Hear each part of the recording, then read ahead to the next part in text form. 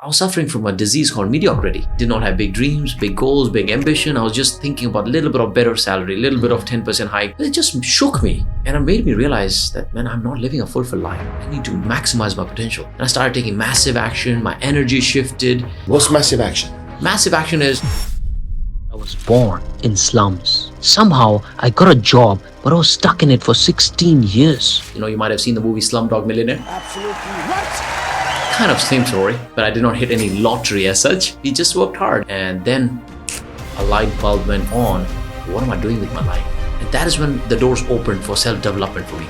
Ladies and gentlemen, please help me welcome India's first passionpreneur mentor, Devanand Gadhvi. This is Dev Gadhvi. I'm on a mission to transform 1 billion lives. I thought money is hard to get by, money is difficult. When we see somebody with Lamborghini and Ferrari, that they must be doing something wrong. But then I realized this is a completely wrong mindset. I grew up like that.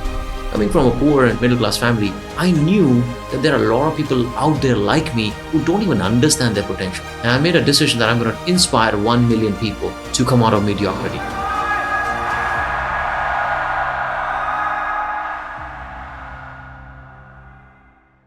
Gladiators, welcome back. There's not that often that I meet someone and he lights up the room with his energy. How I got into this business, people used to say the same thing to me. But when I met this guy, he lit up the room like I've never seen before. And I think, and I hope that's the case, we struck up a real great friendship. And I wanted to go from strength to strength. Today we have Gladiator Dave Gadhvi with us at the arena. Welcome. Thank you. Thank you. For the viewers and the listeners who don't know you, please just share your story with us, if you would, kindly. Yeah, sure. First of all, thank you for having me on the show, and thank you everybody for watching this, listening wherever you were from. I'm born and brought up in slums in Adipur, Kutch, Gujarat. It's a very western side of India.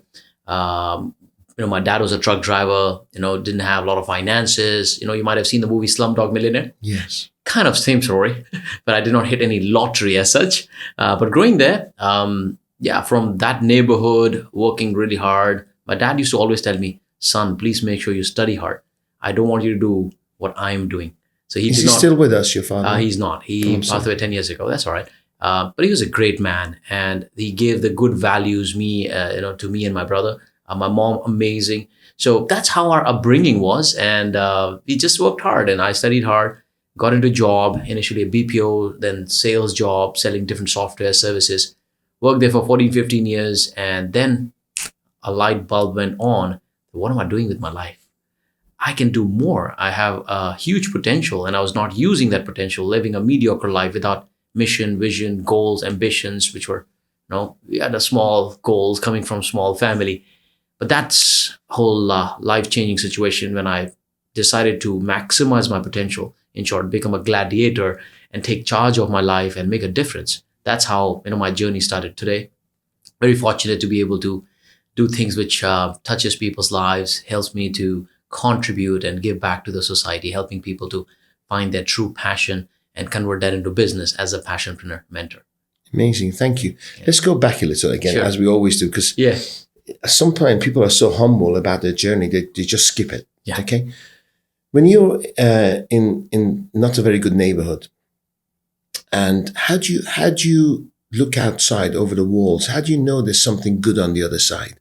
Mm-hmm. I find that some people are blaming the neighborhood where they're born, the circumstances, and they never look over the wall at all the possibilities and the potential. Yeah. What made you do that? Did you realize that you wanted more? What made you different from the other people who may still be living in that neighborhood? Yeah. I think at that time, being a kid, I don't think I had a lot of awareness that life could be really big and beautiful. But I think the full credit goes to my parents. My mom actually made sure, because we had a corner house, and the corner house was, it had a cement sheet as a roof. It was not even a proper thing. It was like a, iron or cement sheet was the roof. It used to get really, really hot. It was a corner house surrounded by people who drink, fight, gamble, and abuse. We can always hear their, sounds. We don't open the window. Been there. I was in a house where there was a fight against my window on my lounge, and I was hoping they're not going to go through it. Oh. And I was shaking. Yeah. And you could hear it. And you open the curtain, the guy's knocked out. head bleeding right outside your... Damn. Yeah. That's exactly it. So you know what I'm talking about. Horrible. Yeah. So that was the neighborhood. But my mom actually made sure that we do not mingle with people outside. She was not educated and my dad was not educated. In fact, the school were not even willing to give us an admission because we are from that poor neighborhood. Yes. Like, no, we don't want to give admission because an English medium school, we don't want to have kids from that neighborhood. It'll be a bad influence and all. But my mom convinced them, like 4 hours, she stood there at the gate until they let us in. Wow. That is a story. And I still Did remember. you have to take tests to pass to go to that school? At that time, I don't remember. We did not have the test. It was pure confidence. Pure confidence. Pressing, pushing, certainty. My mom, pure confidence, certainly. Like, I'm going to do whatever it takes. I'm going to send these kids to tuition, separate things, because they're like, how would you make sure that they do the homework? You're not even educated. Like, I will make sure that, we send them to tuition. I will be diligent to make sure that they study. How old were you? I was about, I would say 4. And you remember, huh? You remember. I don't completely remember, but these are some glimpses. And my mom keeps telling me these stories that this is exactly what happened. Yeah. And my brother was about almost 6. So he remembers more. Of course. We both were there. And because of our perseverance, the teacher, the principal of the school, she said, okay, we're going to allow your kids a chance. But if they don't do things well, we're going to kick you out. I said, no, we're going to do this. And then she used to make sure that we go to school, we go to tuition and do our homework, don't mingle with anybody outside. I think those were the values which got instilled in us. Mm-hmm. And I think she's a brave woman. And she fought against all the relatives, whole relative family. They are not educated. They come from, still 95% of my relatives, my close family members, they're doing the labors. They're driving the truck, they're doing the auto rickshaw, the tuk-tuks, yes. Just doing the odd work. My real cousin actually is a truck driver. Yes. So there's nothing wrong with that. Yeah, nothing wrong with that. Yes. But they were not fortunate. Indeed. That we got fortunate, to have a mom like that who was bold. Relatives like, no, you will come back on streets and you'll not have their house to live if you do this, and your sons will leave you and go away with taking the money once they grow up and all. She said, no, whatever it is, it's my karma. It's my destiny. Wow. I'm going to still go through that. And then she started instilling those beliefs that be a good person, work hard, be ambitious, values, have courage to do what you want. We did not know it at that time. And mom and dad got on. Dad could see where your mom was taking you. They were in synergy, yeah? Yeah. In fact, my dad did not understand what she was doing. It was like, okay, you do whatever you want to do, no problem. I'm going to work hard and get the money wherever is required. She was a homemaker. Wow. And that was the synergy. Beautiful. When I look back, like, how did I become so confident? I think it's because of my mom and dad. Yeah. Though we didn't have much money, we didn't have a lot of luxuries. And the peer group wasn't supporting you? Not at all. So, in fact, I would never bring my friends to my home because they were from well-to-do family. I don't want them to see that we are poor and we're living in the neighborhood. So you didn't feel any bullying or anything at school, or do you feel any bullying at home in your neighborhood because you were going to a posh school? Yeah, there was definitely some bullying, but we would not retaliate or fight or get into it. We will be quiet and nice and smile, and we'll move out of that. That did happen, but yeah, we were able to navigate through that. Beautiful story. Yeah. And your brother, how has he done in life? Oh, he's done well. He's an author as well. He's doing his own business. He's helping people. Educated with venture capitalists, how do you get a funding and all that. So he's doing pretty well as well. So your mom's witnessed this. Yes. She must be feeling so proud. Oh, you won't believe it. I got her to Dubai, a few months back, and she said, son, I knew that you will do well in life, but I did not know that you'll do so well and so fast. Mm-hmm. When she sees my video, she attends my events with thousands of people, she feels like, wow, I'm very proud of you. Yes. Just hearing those words, everything. It just melts my heart. I was like, wow, I'm doing something right. Doing something right. Congratulations. Thank you. So you got into sales. You were good at sales because you're great with building relationships. You're great with people. Yeah. I've seen that. You have a genuine interest in people, so people get to like you, trust you, and buy from you. What was the trigger that made you leave sales to do your own thing? Yeah, this was specifically, I still remember, it was year 2016. How old would you have been if you don't mind me asking? I am right now. How old are you now? So 7 years ago would have been? Yeah, 6 years ago. I was 34 something, 35. So you're just 40? I'm 41. Yeah. God, I hate you. Come on, Yeah. you look 40 as well. But I'm not. So now, congratulations. Thank you. So, right. So you were 35, 34, 35. Yeah, 34, 35 then. And I was still in a corporate job, selling market research reports and all that. Back home, not international traveling. No, not at all. Like, in that time, I had hardly traveled internationally, probably 2 or 3 times, or maybe max 4 times. So I did not see the world much. Yes. And I was in India. And I got exposed to one of the videos from my first mentor, Grant Cardone. And I was hooked onto his energy and what he was teaching in sales training. I was like, wow, this is amazing. And that is when the doors opened for self-development for me. And I started reading his book, The 10X Rule. Yes, I have it. Yeah, amazing. Yes. And I read the book and it just made me realize how I was suffering from a disease called mediocrity.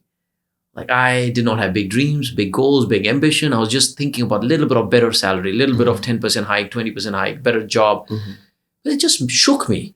And it made me realize that, man, I'm not living a fulfilled life. I'm a grateful person. I'm a grateful soul.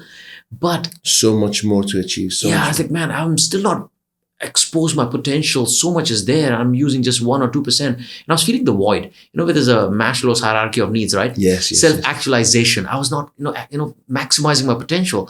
And then I was not serving others and giving back to others. So I was stuck there for a few years. Book removed that cap. You were doing well in sales? You were doing well? I was doing decent, okay. I would say. I was making, about 6-figure, probably less than 6-figure. Yeah, $5,000 a month. Which is amazing. That was a very good pay in India. Yes. Like, you live like a king. Yes. Like, have a car, family, good money, and settled and all. Yes. But there was no fulfillment. Like, what am I doing? Why am I doing this? Like, it's been 14, 15 years. I thought I was supposed to make it. My dad's, struggled so much. I'm living in a great, great life in office. I thought I'm supposed to make it with this money. But why am I not happy with that? And you're still 34, 35. That's amazing. Yeah. And then I need to, maximize my potential. And I started taking massive action. My energy shifted. And then I said, wow. What's massive action? Massive action is, if I was in sales, if somebody's doing 10, 20 calls, I would do 50 calls. I would do 60 calls. And some of my peers like, what are you doing, man? Why are you working so hard? I was like, man, I'm going to maximize my potential. I'm going to take 10x action. So they thought you were weird. Yeah, they thought I'm weird. Like, why do you want to do that? You've got a job. Be happy. Do you have a wife and kids then, or no? Do you have any now? Yeah, I did, but I separated. Yeah. Okay. Yeah. Okay. So how many children do you have? I got 1 daughter. Okay. Yeah. How old is she? She's 9. Okay, so she would have been so you had every excuse not to work hard. Yeah, exactly. Because she was a baby. She was a baby. Wow. I can be at home, don't do anything. But I think, I'm a big believer, Darius, in calling. I'm sure you are too. Like, I think there was something within me. It was like pulling me. Hey, what are you doing? What do you do? You need to do more. There's that voice in your head. Yeah, that's a little bit of voice. And, yes.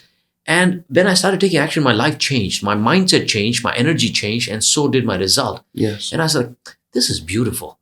I really wish other people can maximize their energies like they can live a fulfilled life. Because coming from a poor and middle class family, I knew that there are a lot of people out there like me who don't even understand their potential. Yes. Their life has more to offer to them. Exactly. I said, I want to do something for them. Make them realize. Yeah, make them realize what their potential is. Yeah, what their potential is. Wake them up to see what they can achieve in life. Yes. But I don't know how.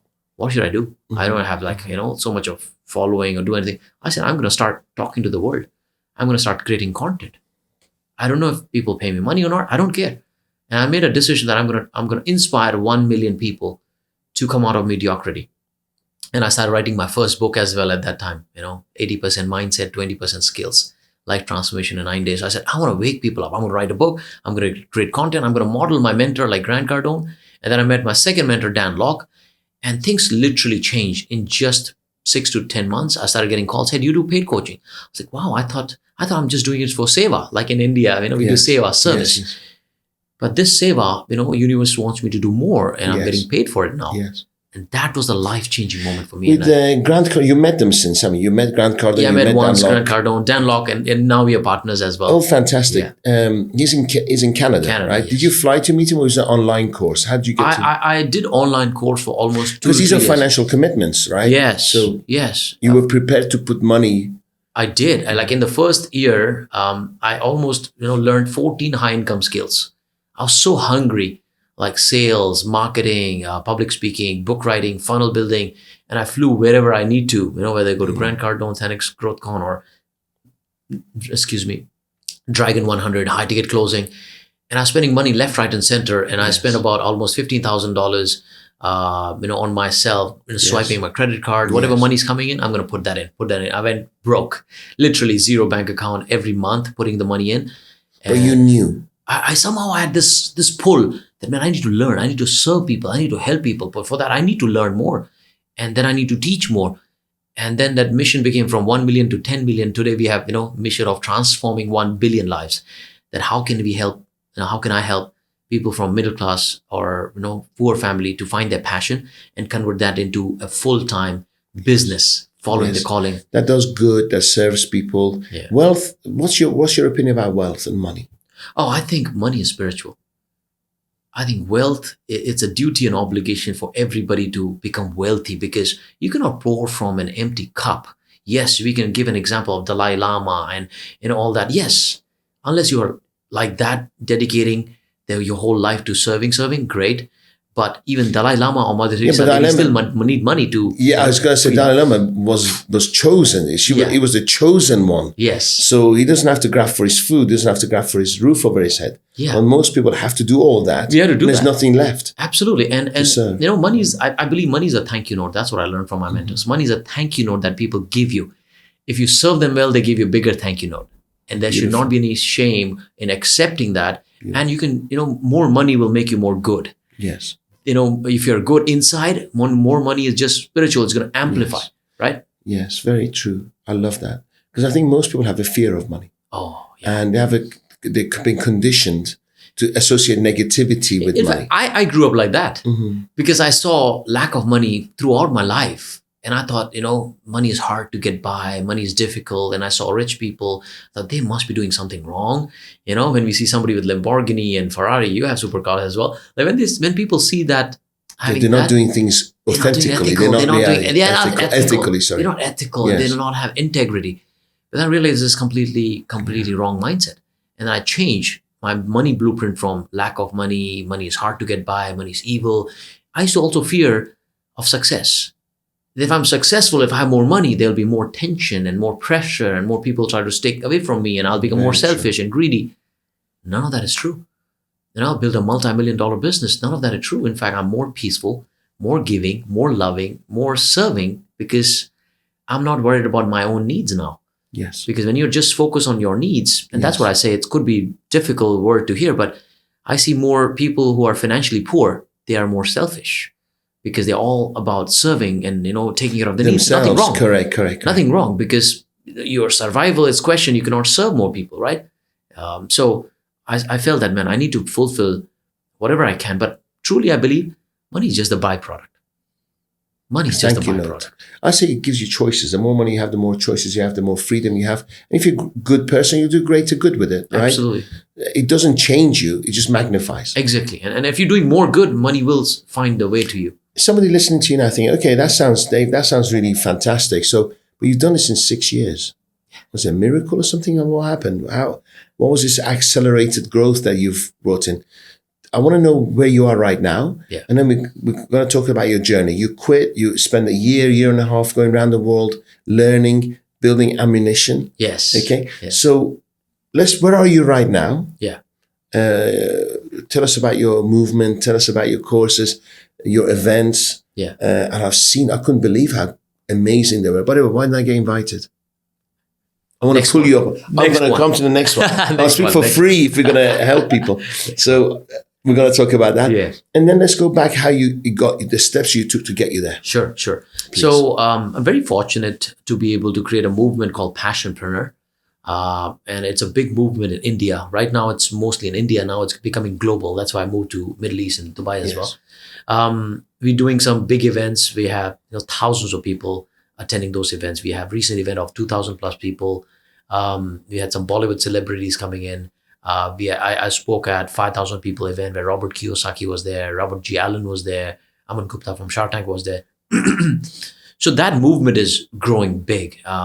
And people are getting transformation from not knowing what to do in life to building the life. Was this a paid event, or people came in free, or was it small tickets? Yeah, because I do events. Sure. You've been to one. Yes, I've been one of them. Amazing events. Thank you. takes a lot out of you. Yes. Because mine wasn't, I think 18 hours I spoke. Before that, a year before, I was doing 2 18-hour a weekend. Wow. And then what I didn't like is putting the event together. I realized I'm no event organizer, right? My ticket price was minimum $1,000. So there was some kind of a consultancy over the phone to get people to commit to $1,000. Yes. So what are your thoughts about organizing such events like yours, which are far bigger than mine? Yeah. And where was the threshold of ticket price to get these people in, especially in India, especially that your target market aren't wealthy people? Yeah. Yes. Yes. Please tell me about your challenges. So I think the biggest challenge is I think breaking the mindset. Especially a lot of people say India is a price sensitive market. I say no. India is not price sensitive market. India is value sensitive market. If it was price sensitive, you will not see the supercars and luxury cars roaming on the street of India. It's so much developed now. So the events that we do, it starts from the ticket size of, I would say, $100, and then it goes to VIP and super VIP, come for retreat with Robert Kiyosaki and all those places as well. It can even go to about $5,000. Wow. But that $5,000 people will be probably 100, 150, 200. Still amazing. Yeah, it's a closed event. And then from those events, either they go to retreat or they join the Passionpreneur Mastermind, like a 4 months mentorship program, 5,000 and so on and so forth. Then they go to even, now people are paying even $15,000, $20,000 for business mentorship as well. So India is just booming right now. Do you have a team of people doing this business mentorship, or are you doing it? I have my team. So one of the challenges is how can a team be as good as you? When people come and see you on stage, they want you. Yes, they do. They do. So, initially in 2018, I started the journey, and then we grew our business. Here's another thing, by the way. It was just before COVID, right? So people use COVID as an excuse, right? You use COVID and you accelerated your business. Yes. You just probably didn't give a shit. Yeah. Right? You just drove this damn COVID thing, actually created a massive boost for our business. We were making 6-figure in 2018, 2019. 2020, we made about 7-figure. We made 2 million in our business, and people are sitting at home. We converted our physical event into online, and we reached more people then. And then just went from there to, 8 figures now. It's just an excuse. It's just an excuse. You need to adopt to the new changing world, and people are ready to pay you money. People are ready to learn and grow, whether in coaching or any other business. People are ready to spend money. So it's just a mind block that we all have. So what drives you is the number of people you're going to touch in a positive way, and the money flows. Yes. Because again, I'm in a position now, I'm considerably older than you, and I'm in a position to think that, do I need this? Because committing to a program is a lot of dedication from your end. And I'm like, I could be on the beach earning more money. Yeah. Doing what I do, trading, running businesses, turnarounds, than coaching people, because sometimes it can be a thankless job. Yeah. Oh, yeah. I get a lot of hate videos as well for that. People calling I've been stalked recently. Yeah, really? Unbelievable. Wow. Yeah. People I helped. Oh, wow. Yeah. Crazy world we live in. It is actually a thankless job, For 4 years, well, actually for 6 years, I've never sold anything. Never a book, never a course, never nothing. And people say, oh, you rich people, you're doing this to earn money out of poor people. I'm like, find one video where I say, buy something. Yes. Then accuse. It's crazy, right? I think it's not people's fault, because we speak about sanskar, which is dharma, and karma in our Indian ancient wisdom, right, culture. So I think people, spiritually, they're not bad people, but I think because the consciousness is not there, they're actually projecting their own beliefs on others, because they think everybody making money or anybody's shown on the celebrity status or fame or name, they want to just pinpoint at you, because it makes them feel that I'm a good person. You're not. I'm a good person. I'm broke, and you're the evil one. So they actually console themselves. It justifies the label they give themselves, right? Exactly. I think it's somewhere of kind of illness, I would say. It's a mental, spiritual illness. They need to heal. They need to heal and see more good in the world. So what do you do? Do you reply? Do you ignore? Do you block? Initially, I used to react a lot. Yeah, me too. Yeah, I said, wow, how the hell? You're not even my program. How do you talk bad things about this thing? But as I started practicing spirituality more and more, I bless them now. Wow. I said, heal, my friend. May God bless you. May more love, come your way. So you say that, or you I say that. Wow, I say that. Sometimes I verbalize it, sometimes I just bless it. But it's the You never energy block. that we You transform. never block. Unless it's personal. Yeah. Unless it's... Unless it's very personal attack. Yes, exactly. Yeah. Yeah. Some people I block as well. It's like, Yes. I bless you and I block it because I don't want that negative energy coming In into the my group, universe. yeah, exactly. I don't want to do that. So I bless them. And I've understood this one thing is, if you really, really want your life to be great, you got to help people to be great. If you want more love, you could give more love. Even when they're giving you whatever sarcasm or hate or whatever feeling, Give love. if you don't accept it, it's not going to come in your life. If you fight it, then you're going to attract that. So you're also doing the same karma, same vibration. If they're giving you tough love, or not tough love, but criticism or whatever bad, things that is coming your way, you give them more blessing. So they cannot penetrate your shield of spiritual world. They cannot penetrate. So it is definitely a thankless job. Yes, we have coaches, trainers, mentors, team members. It's sometimes they also, go into the other side of this thing as well. Because they didn't. What I find is that people look at you, potentially look at me, and they think, oh, they've got it easy. Oh yeah, they're happy. Yeah, they travel in the world. They got the nice clothes. They've got this, that, and then they want to be part of it. Yeah. But they just can't do the work. They don't do the grafting, and they become resentful. Yes. And whatever you resent, whatever you hate, you're gonna attract same thing. I mean, you'll avoid. If you hate success, you're gonna stop that coming from coming to you in your life. Exactly. Your forces are repelling it. Yeah, repelling. So what made you? Because I don't see an ounce of jealousy in you. I really feel that. Yeah. A lot of people are jealous. What do you think jealousy is, and why don't you have jealousy, or never had? Yeah. Because you could have come to my, really, hand on heart, there's a couple of people I know that have very successful businesses and been to my seminar, and I didn't feel they were stealing. They really wished me well. And they were, having you was empowering me. Does that make sense? Yeah, I get it. Energy. It was beautiful. It was amazing. Yeah. And then I got some coaches that come in, they're taking notes and they want to take things and do it themselves. And I bless them anyway. But I felt your energy was encouraging me rather than, it was very supportive. Yeah, I think, we have similar energy and vibe, because I know you are, same person as well. You have not selfish, you're serving people. There's no jealousy with you. And I think the vibe attracts the tribe and the people around you. So, I mean, you were just talking before the podcast started, right? That how you always are happy and grateful for the life that you have. It's by default nature of ours, because we are conscious that we're going to die one day. Exactly. You're not going to take anything. What's it all about? You're not going to take anything with you, whether money, success, fame. Only thing will come with you, if you believe in the next life, is your karma. Any good deeds that you've done, it only come. And this is not, spiritual lingo. It is actually what I truly believe in. Nothing is going to come with you. Nobody, whatever I deserve, I'm going to get it. Whatever karma I do, I'm going to receive that. And I always see abundance everywhere. There is no competition.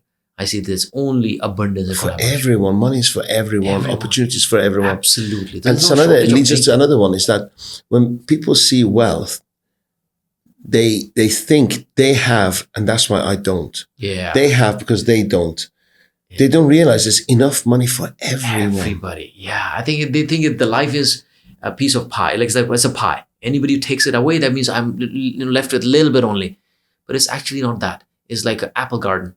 More apples you eat, more seeds will come, and more trees and more apples will come.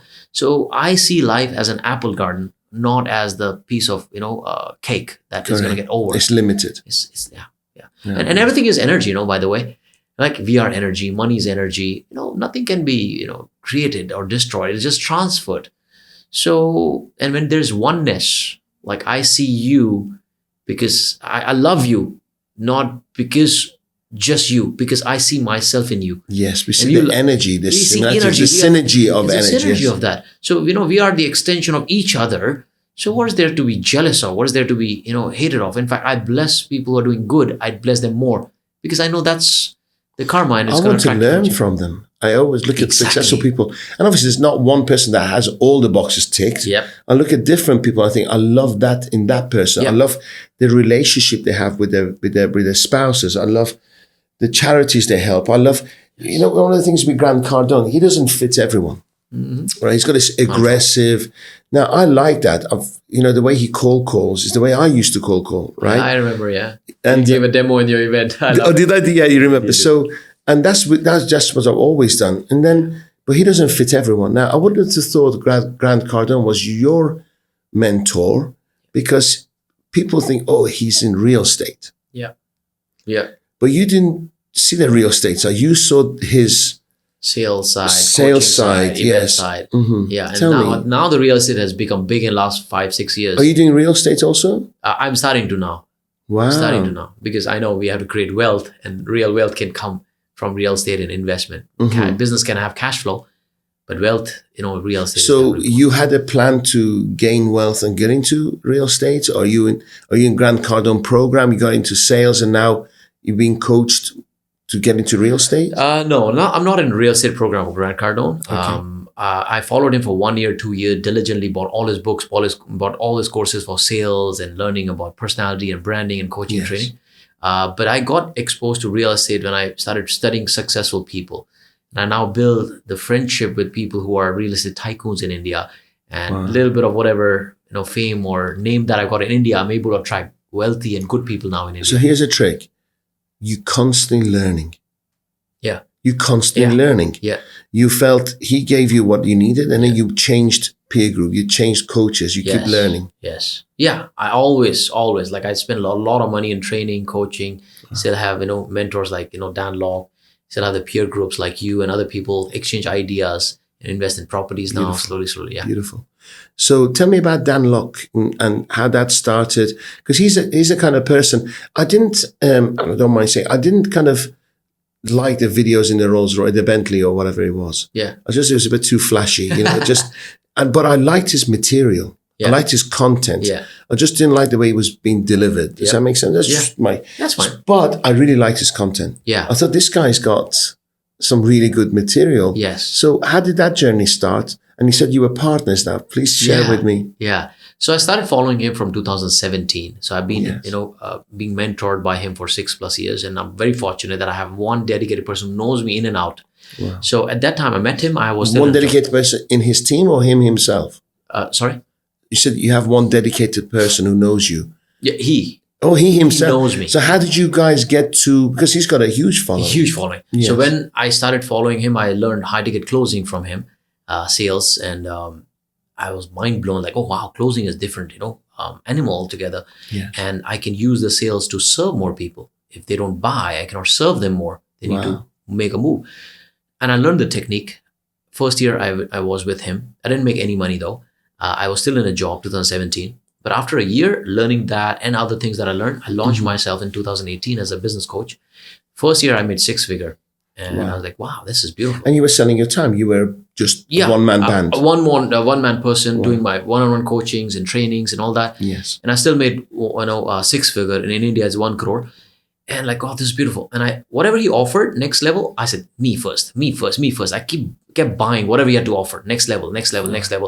And it took me 3 years to get in touch with him directly and learn from him. Mm-hmm. So 2018, I could not have direct connection. Did you feel that he wouldn't have, is another thing, like I have this imposter syndrome, like I think I can't approach this person unless I have 1 million followers. I can't approach this person unless I am a millionaire. I can't approach unless I bought all his courses. Did you have that, or did you just try approaching him? He didn't want to know until you passed a certain stage? Yeah. For me, did you thought, no, I'll just go for it. I'll connect. And no, I think for me, it was like, how can I be in the closest proximity to him? Because I know he's going places. He's doing well. I think he was also growing at that time. And I said, how can I be close to him? Because I know he's going places. Wow. I want to tag along with him. Wow. Instead of going for different coaches and trainers. Like, I want to pick one person. Yes. And I want to just grow along with this person. Yes. And then first year didn't have, a lot of access to him. Second year didn't have access to him. But whatever he was offering, I was getting from millions of followers to thousands of customers. Yes. From thousands of customers to hundreds of clients. And from hundreds of clients to tens of people. Wow. And I got into a Dragon 100, there were only 11, 12 people. Wow. And after 3 years in 2020. What's a Dragon 100? It's a closed group mastermind, closed door mastermind, only for 100 people who are 6-figure and 7-figure. And what's the entrance level? How much do you have to pay to be in that group? That is $25,000 for a year. Okay. Now probably might have increased. Yes. And that is interesting. By the way, 2020 was the year I joined the Dragon. And that was the corona hitting. And it was the starting of this. And all the money I had left is over $20,000 or $30,000 after you gave it all to me. I put all the money. My brother told me, I still remember, are you sure you want to put all the money? Because one side, the world is locking down and business could be hard. You will not make any money. The only money that you have, you're going to put it all in? I said, man, like if things go really, really bad, the only person who can help me out is somebody who's been there and done it, bigger than me. Wow. Because I cannot just have the baby money put in my bank account and hoping and nibbling onto that. Yes. It's going to be a negative energy. Try to play defensive right now. It's amazing what you're saying, because when people have nothing to lose, they take those risks. Yes. But when they have a bit of a cushion, they think, I could lose that. Yeah. I could lose that 30. That's all I've got. Yes. But you just thought, let's throw it in. I put all the money in, and thank God I did. If it was not for that, I would have not converted my physical event to online. He would have not helped me to design my 3-day event, my pitch, my closing. Wow. I would have not made $2 million that year. Wow. That $20,000, $25,000 made $2 million. Amazing. Yeah. And I was like, man, this is the risk that we have to constantly take. When people are afraid, we got to be bold and continue. Be a gladiator. That's the courage that you need to have. Keep moving next level, next level, next level. And then 2020 was a game changer because I got close proximity to him, having one-on-one calls with him. Mm-hmm. And then 2023, earlier this year, we became partner. Like went from a student, he's like, Dave, you're doing really well. You became 7-figure now. You're going to be 8-figure. I want to partner up.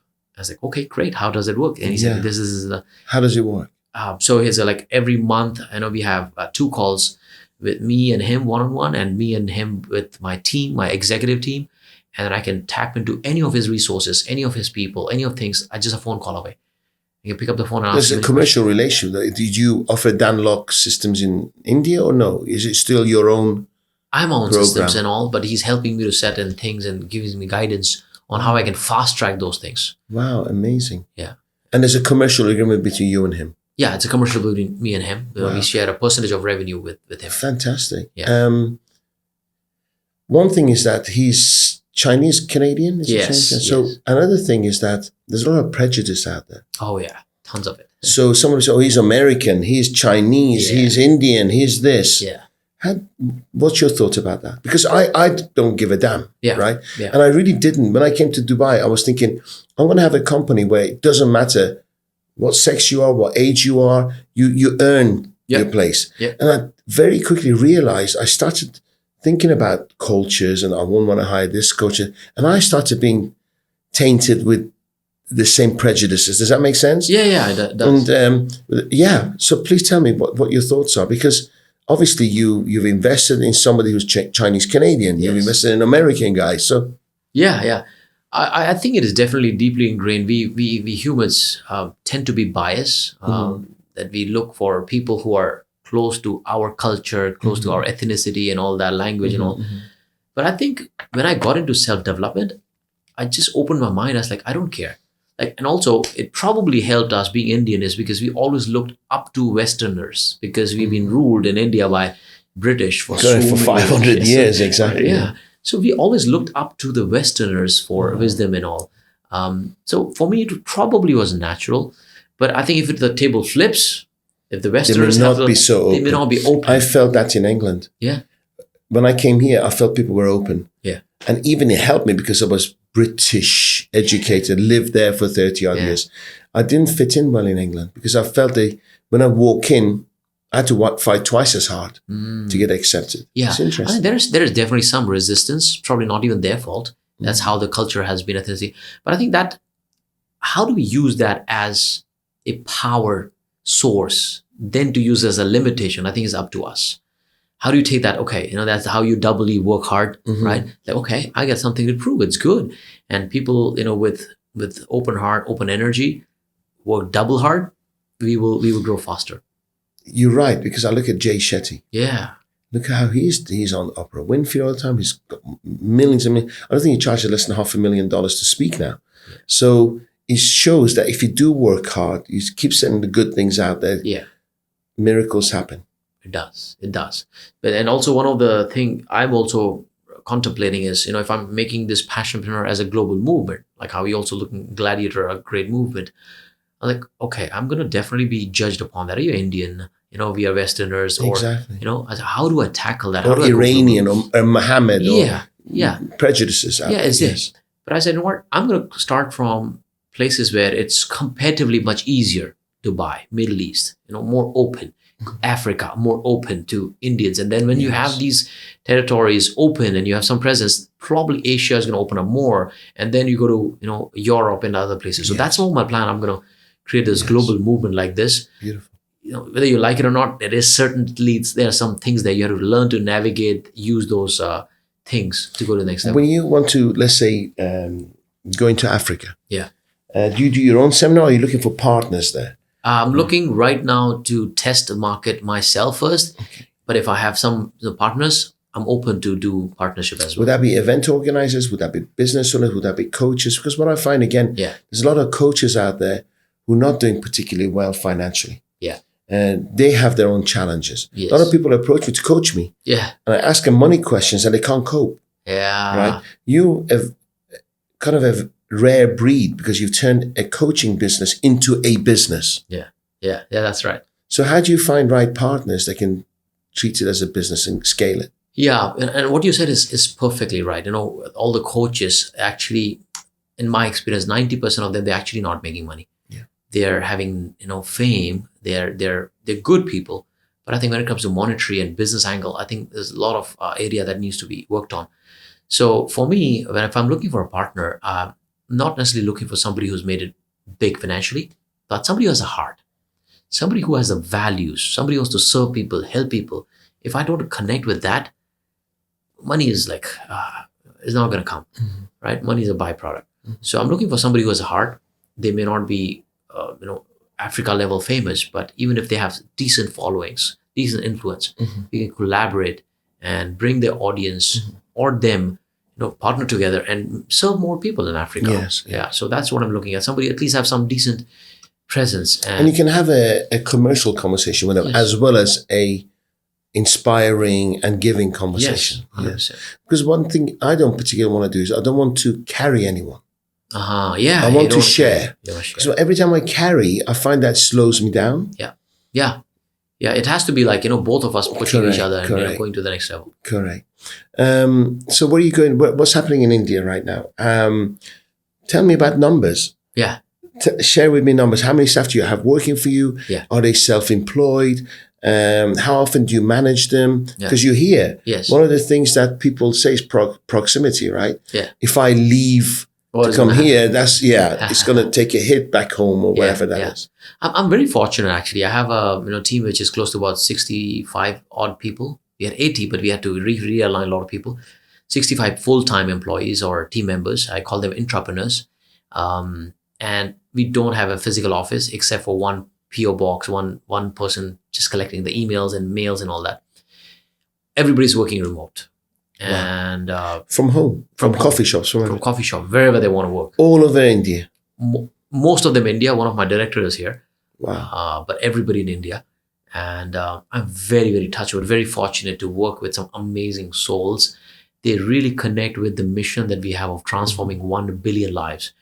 And when we're doing big events, we need, volunteers of 50 or 100 people. Yes. People from community will step up of completely, giving and serving people without expecting anything in return. Like we have 2,000 or 5,000 people. People just step up. I want to serve. Because everybody connects to the higher purpose. And I feel we all are souls doing our different things, but we are somewhere connected. Yes. So I feel that they're all part of connected world. Yeah. That is one spiritual angle. From a business angle, I would say, the way we have set up our processes and systems, we do not need to micromanage. We do not need to check what time you're working, what time you're not working. As long as the job gets done. Yeah. As long as the job is done, that's what matters. We look at productivity, whether you do it in 2 hours or 20 hours, it does not matter. As long as you're doing that, then we have rhythm. We have created, weekly rhythm, monthly rhythms, KRAs and KPIs, and we look at their performance based on that, and we coach them regularly based on that. But if you have the system, people, and processes, you can be the free man. Does it still, because you are the top, does it still need you to keep driving it and coaching them and doing sessions with them? I've actually freed myself 90% of time.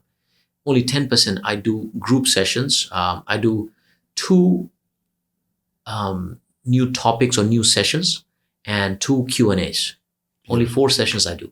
Rest is all recorded. My team is delivering it. I have 30 odd coaches. they do one-on-one sessions. We have group sizes of 400 mentees for 4 months. Yes. And they all have one-on-one sessions with our mentors. I don't get into any of these. How do you make sure that they are delivering your message? A gladiator is a very assertive, certain way of doing things. You go into a meeting, you live or die. Yeah, that's a gladiator way. Indeed. Yeah. Very hard to get a coach to have the gladiator mentality. I'll give you an example. One of my seminars, a couple came in and I had helpers. And one of the helpers was a coach. Mm-hmm. And she came and said, hey, listen, my husband's got this issue about being in public. Okay, so he's going to have palpitations and all blah, blah, blah. What do we do? So she said, don't worry, I'll bring him to the room. I'll show him there. He can sit in the back. But when I heard that, I was devastated. Because he's automatically giving to his excuses, right? Yeah. Because I wasn't going to humiliate him. I wasn't going to jump up and down and hug, whatever he do, And I had an issue with a coach. I didn't bring it up. I just said, well, I'm not going to work with this coach anymore. Because then she started telling me how she's got experience with people with excuses. Yeah. Does that make sense? Yeah, 100%. And then I was thinking, well, how can I have a company where I have a bunch of gladiators that they are certain they drive the business forward? Yes. They have the gladiator mentality. Yes. Now, passionpreneurs could be slightly different. Yeah. Are you with me? Yeah. My challenges has been scaling without me being involved all of the time. Got it. I think I've been lucky. As I said, again, credit goes to my mentor. You're very kind and you're very humble, but of course. Thank you. No, but it's the truth that, he helped me to design my hierarchy, the processes, and he gave me the advice that, what, Dave, align the team like this. And then help. And then I also designed. He's young, isn't he? Dan's young. He is just almost 1 year young. Or how does he become so wise? Yeah, I think he's hanging out with Dan Pena, his mentors, and I know Dan Pena. I went to his seminar last December. Oh, love it. We actually started buying businesses as we speak. Amazing. Using the Dan Pena method. So you come from that tree, yes. Dan Pena tree. Yes. So he went to Dan Pena. Yeah. He went very young. He was, I think, I don't know how many years ago he went to Dan Pena many years ago, and he got into Hall of Fame as well there. And yeah. So from there he learned, and his experience, fast tracked my journey. Mm-hmm. And all the coaches that I have, we have a process to shortlist them. They have to first come from our community. They have to learn and be. They have to be doers, and they have to achieve the certain results. You don't get somebody from the street who say, "Okay, you pay and you're in." No, they have to go through the process. They have to go to the process. They have to deliver the results that is required. Like they have to be an author. They have to write a book. They have to build a social media presence. They have to be doer. Otherwise, how would you teach this? Beautiful. And all that. And so plus you sat back and you thought these are the values and the things and the standards that people are looking for, and then you went looking. Yes, yes. And I started very early. Within 1 year of this being mentored, 2019, I started, having coaches, and I started training them, coaching them. How do you coach people now, right? And I started plug myself out from one-on-one session because I knew I cannot scale if I'm doing the one-on-one sessions. Correct. So within There's 1 only year, so much time in a day, right? Oh yeah. So I removed myself early on. Yes, we made some mistakes. We made some blunders. Some batches, some groups we don't like this coach, but I worked on them. I trained them, and every week I will review the calls and I look at the reports, and then people give the feedback. We're going to work and practice on that. So we do that all and refine. So my job is to make sure that the mentors are upscaling themselves and aligned to our vision, our mission, and the level. And now I'm so fortunate. We got some amazing mentors. Now they bring the innovation.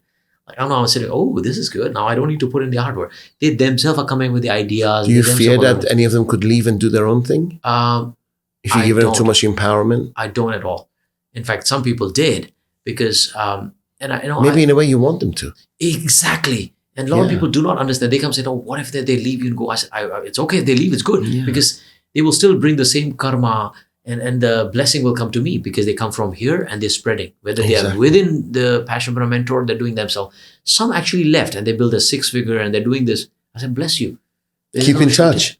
Keep in touch. Yeah, and that's what I say. Yeah, people don't understand it. I said, as long as they haven't stolen, I don't want that energy in my life. Yeah. But I want to encourage people to be self-reliant, do well, and have wealth. Absolutely. And people who want to be in this mission and want to go along, they will stay. And there are some amazing people who stay, and they're creating. Now we're using AI to coach people. Wow. We are actually not just whatever system process we had. It's kind of it can be difficult to tell you that, you know what, somebody comes saying, this is what you're passionate about. This is what your purpose is. It's kind of weird. Like, man, I've never seen this for 20, 30 years. I don't know what my passion is, but you're able to tell me? Yeah, because we have a system. We have a process that we help you to connect the dots and tell you who you truly are as a human being. What is your mission? What's your passion? What's your purpose? We help you to refine your mission statement. We help you to refine this. They help you to build a brand. They help you to build your positioning, right? Build your product and market it and sell it. How do you close one-on-one? So it's not just motivation. It's not a motivation. It's a system that takes you from A to Z. A to Z. In a process. Amazing. So if I came to your seminar, how many seminars do you have a year? We do virtual. You had this big event, I know, lights. That is once stage. a year. That's once a year. That's the one you didn't invite me on. I see. Next year. I'm going to put the date and the time. I'll make myself available. Yeah. Yes. So I'll do it for free. All right. Cool. So they come, they get inspired once a year. This is your big event. Yeah. Do you sell anything on the stage? You do. You say like your courses and stuff. Yeah. I send them to a mentorship program. We are big into mentorship. So they go join the 4 months mentorship program, then an annual recurring mentorship, depending on what level you are at, they join. We do virtual events every 3 to 4 months. And we bring like 1,500, 2,000 people there. They're paid community members. Yes. And then we signed up like 300, 400 people. Wow. So each paying like $5,000 or $7,000. And we do like a event, every 3 months, 4 months. And from there, we shortlist the mentees. And then there's a process. You know, people with the money cannot get the access like that. You need to go through the process, the questions and interview. If you're approved, you join the mentorship program then. At what stage do you feel, because you have the imposter syndrome when you're on stage and people, 2,000, 3,000 people are looking at you, clapping, thinking, is somebody going to find out that it's me? I had that issue. When somebody gives me a call, I think I'm not worthy. Yeah. Does that make sense? Yeah, I don't. I totally believe. Yeah, I know you don't. I want to pick up on that, because the only time I actually do is when I go in and I do the work for the client and pick up the call, make the money. See, I brought you this amount of money. Right? Yeah. If I go on stage and sell, and I really believe in what I do, you see me, and it works, and bring it on, and I show people how to make money. But then selling on a course, I have this issue. Yeah. Does that make sense? I think subconsciously I've avoided selling anything because I have an imposter syndrome going on. Interesting. Actually, I would have never guessed you do, because seeing you from the stage, you were natural, on the fire. But I didn't sell anything. You didn't. That is what I noticed. You know, we were talking back to anything. Why Dariush is not selling? There's hundreds of people who are hungry, want to be served, dying for it. Dying, like, sell me something. You're like, no. I know, and I let them go cold. Yeah. So I think the foundation for me was really strong, because of Grant Cardone. He does not hesitate in selling. Like, he's like, I'm going to sell you. I'm going to sell you something, right? Dan Lok, you know, he built the foundation. I understood the principle that selling is serving. You don't sell 2 people. You sell 4 people. Like, I just shift. Exactly. Yeah. I don't sell 2 people. I sell 4 people. And then I put myself there, and everything that I sell, I think, is something that I believe in, that it has helped me and got the result for you. So it's proven. So it's proven. So I don't feel. I think one of my challenges. It's a coaching session, and I'm happy to pay you for it. Come on. You came to my course, and I came to you and said, Dave, build a system for me. Yeah. Could you do that? We will not build a system for you, but we will show you how to build a system fast. We do have. How long would it take? If you've never done a coaching, if you've never made money from coaching. I have, of course. Yeah. I have. Yeah. But just for other people, it'll take 4 months. If they have never done coaching and building a business. For you also, the 4 months applies, because wherever you are, to double that or go to the next level, 4 months is the process to set up everything. And now we have vendors that we say, okay, you know what? You want the funnel building. You want the ads? Who do you use for funnel? We have internal team. Not ClickFunnels. Oh, for the funnel, the tool we use ClickFunnels. Yes. Okay. But the vendors, they have open of all the tools. How much would it cost me to put the whole program and the course together? The last thing I want, by the way, at my age, to be doing it. I have a team myself, so get the team engaged, getting it stuff from start to finish using your team. Yeah. How much would that cost me? I think because you're the advanced level, I would say somewhere around $10,000 to $15,000. $10,000 to $15,000. Yeah. And then to get your first level of course or program or launch that you want to do, build the entire system, like a turnkey from your core message to funnels to ads and everything. Your team is doing We've just built a interactive training program. Are you familiar with that? Where I felt lots of people want my training. Sure. And I send them to Udemy and they buy a 4-hour. But I think after about half an hour, they fall asleep. Okay. Or they come, a corporate company shuts the company down for half a day. They come listen to my seminar. I do teach them bits and pieces. I look around the room, half are falling asleep, half are on their phones. They don't want to be there, and it's hard to monitor and manage it. So what I've done is I've created a quite interesting program whereby the video asks you a question. Yeah. And depending on your answer, it goes in different directions. Oh, but it's continuous. That's amazing. So you don't feel there's a click. So I say, so what's your opinion? And I'm like this. Oh, so you chose an A then. You don't realize that you're actually walking in the right direction based on your absolutely. choice. That's wonderful. And then at any time at all, your managers or upline will get a report. When you switched on, there's your video, there's the forms you filled in. It's beautiful. Yeah, so it is to focus on sales or business, or what is it on? Sales, customer service, marketing. Amazing. Yeah, and I've spent a fortune, nearly a year doing it. 6 different actors, content after content after content. And that's a powerful engine that you've created now. Yes. So I would like to work with your team to launch it. I would love to go through that. Should we do that? Yeah. Done. Yeah.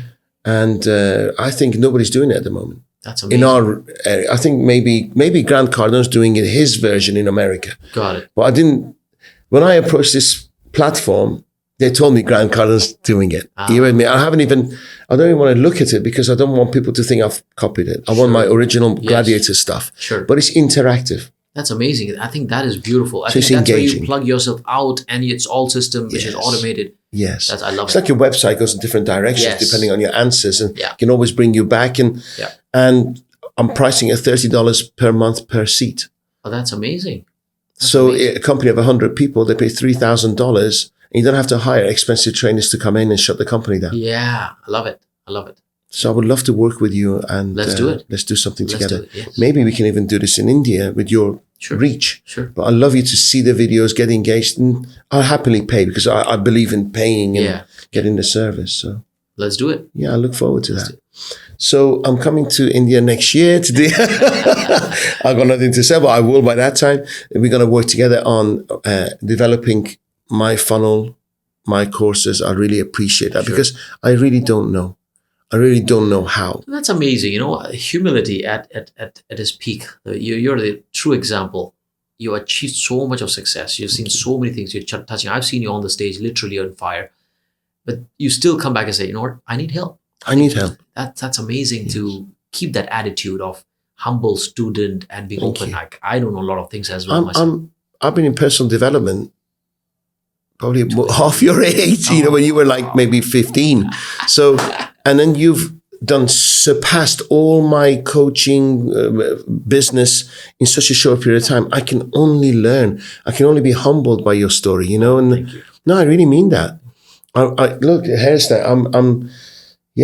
I'm blessed to have you in my life to be able to take my coaching business to the next level. So thank you. I can only learn from you. Those words are very, very, humbling, and thank you so much for using, good words. But coming from you means a lot to me. Thank you. So what's going on in Dubai? What's your plan for Dubai and the Middle East in the next 12 months? And how can I be of service to you to achieve that? Yeah, and we definitely can talk about that, offline as well. But whatever movement that we created in India, I want to bring that to Dubai and then Middle East, because I know there are a lot of people who are still stuck in doing things that they're not enjoying. Yes. 90% plus. They're in a job they don't like, business they don't enjoy. Frustration. Filled with frustration. Yeah.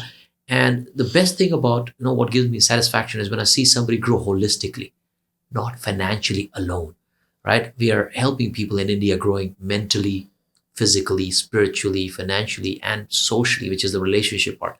That gives me deep satisfaction that we as a human being, we are consciously growing in all the areas of life. Like you achieved wonderful for yourself in all these areas. I want to bring that to Dubai, and I want to expand this, region all as over well. the Middle East. Yeah. So that's the plan. How do people reach out to you? Instagram is the best. Okay. connect We with will me. put down all your handles. Website handles, is there. yeah. My team is there. I'm very active on social media. Okay. So that's the plan for Dubai. Expand this and bring the Passionpreneur inside. And The way they connect with you probably will be a virtual event before you have an event in Dubai, right? Are you planning Yes. on an event? we in are Dubai? looking to do physical event next year. Right now, they can join the virtual event, but we will definitely do physical events. I have a partner who has a large following on social media, Alpha Movement. I don't know if you know him. What's Say it? Alpha Movement. Alpha Movement, yeah. He's got publication, Alpha Talk. His name is Safe. He's been on my podcast before. Oh, amazing. And we're talking about doing a big event. Yeah. So if you want to join forces with us, I would love to explore maybe that. 600,000 people in a room. I would love to explore Rock. that. Let's do it. Yeah. Let's do it. Because I know he can pack a room. I can pack a room. Yeah. Yeah. Having you on board, it'd be so powerful. Nobody can touch us. At the same time, because like yourself, I've been to America. So I have a whole list of big speakers who want to come over. But then you know what? I'm not an event organizer. Yeah. I've not ever been great at it. I find it draining. Again, we can share the list and say, what do you think, Dave? Can we do this? Should we do this in India? Should we do this here? I'm a big believer in collaboration because I think, when the energies, connect, I think there's a massive explosion of energy and impact happen. Even Sifu Dan Lok, I call him Sifu, my mentor. So Dan Lok is also excited for Dubai. So I said, I'm planning to bring him to Dubai. Be amazing. He has some good following in this region as well. Middle East and, Africa and India. So yeah, I think I'm very open to explore the possibilities. Definitely. Let's talk. And also, I think some of the things, there's been event organizers, without mentioning names, who've done bring it really 50 dirhams entry fee and then sell back of the room. Sure. And I think it's kind of like ruin the market. Okay. And I want to bring quality speakers, really add value and get quality people in the room. Yes. You get people who are just constant seekers and never take action. Yeah. Yeah. Okay. But even 50 dirham is nothing wrong, provided that is the top of the funnel and then you bring them to the next level. There is no level. Oh, that's the only 99% because they're looking for the next 50 dirham. Does not work. Yeah. I truly believe that you cannot truly serve people if you just bring them to an event and don't have next call to action. Like no transformation. I'm a big believer in transformation. Like I don't, information is good, knowledge is good. What I truly believe is transformation is longer or permanent. Are you familiar with Groupon? Groupon the company program, the company Groupon. I heard about that, yes. So what happens is they go to companies and say, hey, do you have any spare capacity? Yes, you're a restaurant. Yes. So what we'll do a 50% discount. Yes. Okay. And I can guarantee, because we got 1 million people coming to our website, I can guarantee I can fill that spare capacity. Yes. But then so they take it on and they commit and they pay. And then they share the income that comes in. So really, on that campaign, the trader the commercial company doesn't make any money because anything they earn, they give. And what Groupon say is that you get to keep that client because once they come in, experience, okay, it's a loss leader, but then they come to experience your beautiful restaurant, they tend to stay. But it's been proven that most of those clients that they bring in, they're looking for the next deal. They're looking for the next Groupon deal. None of them want to stick. Okay? I agree. So I believe in this market, we need to bring new breed of people into our room in the seminar that are serious. 100%. 100%. Not deal hunters. Yes. For the next 50 dirham ticket. Jump. There's no jumping. I see the same faces, and none of them, they go, and they eat the sandwiches and leave, and they have nothing to add. And nothing, so. But I think if the ownership also lies, I think that's exactly what you're saying. I think the ownership lies completely on us. It's not them. It's not them. It's not them. I think if we give them... We've conditioned them to feel that way. If we give them what is the right thing, we tell them what the future looks like, commit 4 months to work with us. And deliver results. I went to a seminar. Sorry to interrupt. I went to a seminar. I got inspired, paid 5,000, another 5,000. Do you know what they did? They sent me links. I won't mention names until this is on. Oh, wow. They send me links. I'm like, really? Really? And then they had the audacity to message me 2 weeks ago saying, would you like to partner with us in Dubai? I was like, I didn't even bother replying. Yeah. If that's your attitude to people I paying you think good Middle money. East is very, very, very nascent in terms of coaching, training, and people are really looking for it, but they're not getting, like hungry, but they're not being fed. If you have a system, if you're constantly delivering value, this is the time, this is the place, man. Yeah. The whole world's coming here. Yeah. Your future is so bright here. Thank you. And I thought so, and that's exactly what I thought of when I came in last year. Like, man, I think there's a good potential here. We can serve more people here. Whatever system they have, bring. Like, we have hundreds of people that they launched their books in India. Like, we did that 2,000 people event. There were like 200 people doing the book launch. Wow. And there's so many TEDx speakers, coaches, trainers. Like, we have people in dog grooming business making 6-figure and more. We have people launching electric vehicle in India. Like, like, wow, why don't we bring that kind of system which is helping those people find their passion, whatever they love, come to the business, bring to Dubai. Abundance. Yeah, abundance. Absolutely. Yeah. Just a couple of personal questions, if you don't mind. Yeah, please go ahead. When people look at us, they think, oh, we have perfect lives. And I know you touched on the fact that you got separated from your partner. Yes. So sometimes along the way, things don't work out. Yeah, for sure. How do you cope with that? That people go, oh, hang on, you didn't make, you haven't got a perfect wife and a perfect this, and you're a single guy. And I'm making the money doing this. Yes. My daughter, I have 4 children, 2 from previous marriage and 2 from my current. And one of the things my daughter says, she's 28, very, very successful in her own right. She goes, Daddy, I cringe when you post a picture of the Ferrari. Really? She said that? She said that. Wow. Because that's so not you. Yeah. And I said, I don't do it for people saying, well done. But sometimes you need to, it's people thinking, okay, he's not just talk. Yeah. He is the real deal. He's a real deal. Maybe he's rented or mortgaged or... Do you know, there's a funny story. When I bought a Ferrari in India, and I drove that Ferrari, I got a lot of haters saying, it's just rented Ferrari. I got a lot of hate. It was year 2020. Which one, by the way? Which one? It was California. Okay. Right. Nice. So I bought that one. And then I sold it off because I came to Dubai and all.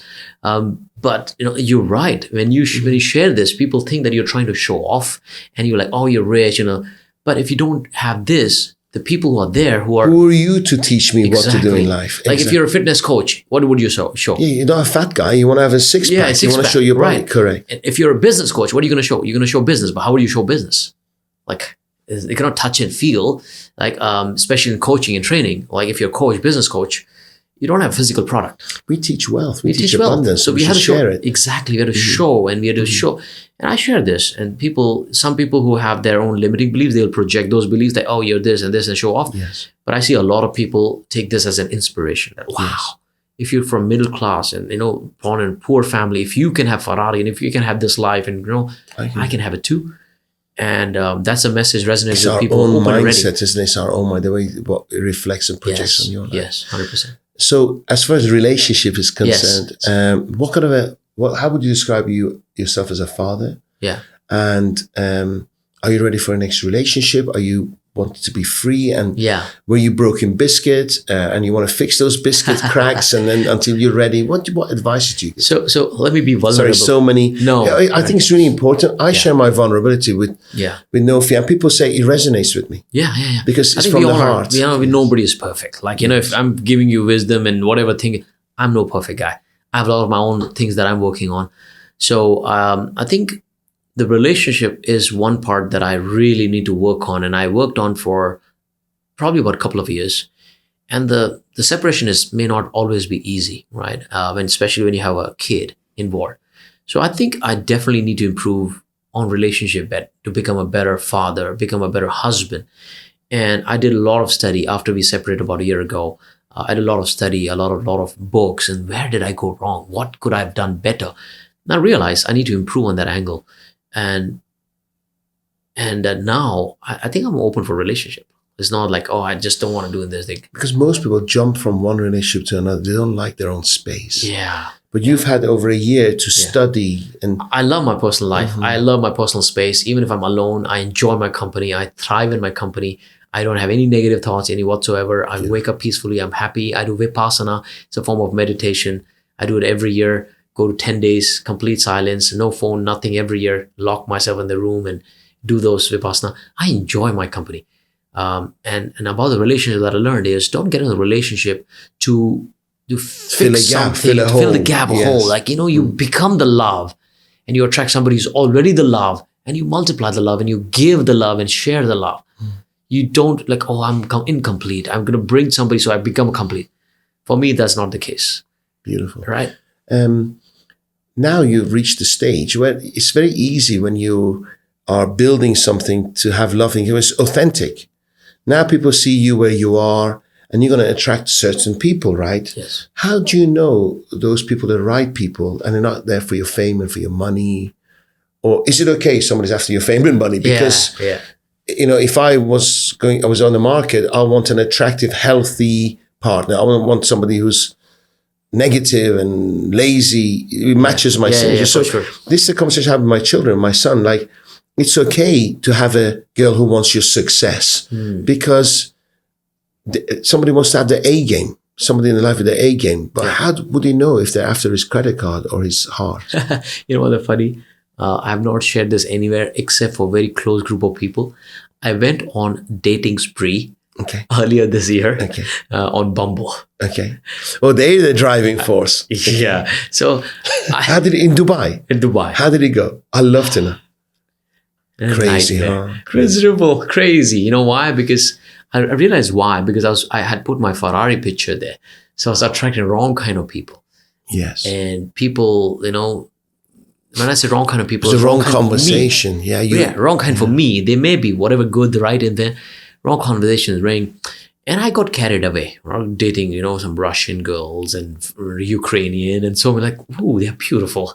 Yeah. And I got carried away. But I realized the flaw that I had within me when it came to the partner, that how I can choose. I went to almost like 20 plus, different people, different dates over a few months.